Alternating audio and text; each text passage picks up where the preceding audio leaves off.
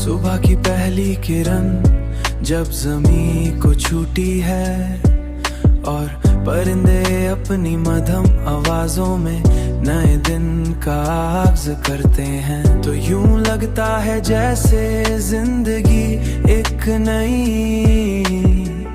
उम्मीद के साथ दोबारा शुरू हो रही हो,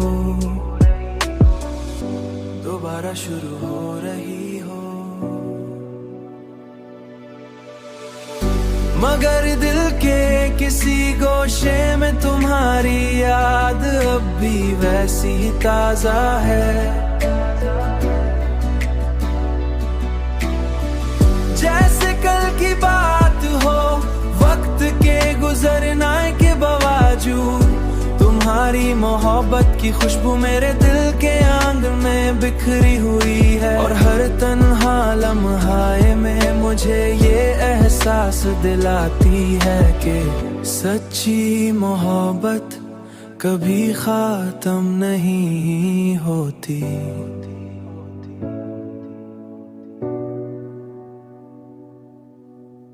सच्ची मोहब्बत हमेशा जिंदा रहती है, बल्कि यादों की सूरत में हमेशा जिंदा रहती है, यादों की सूरत में हमेशा जिंदा रहती है।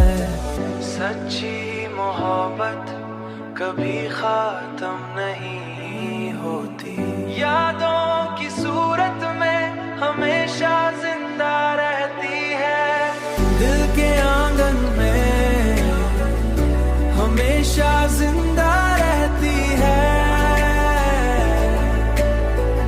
यादों की सूरत में।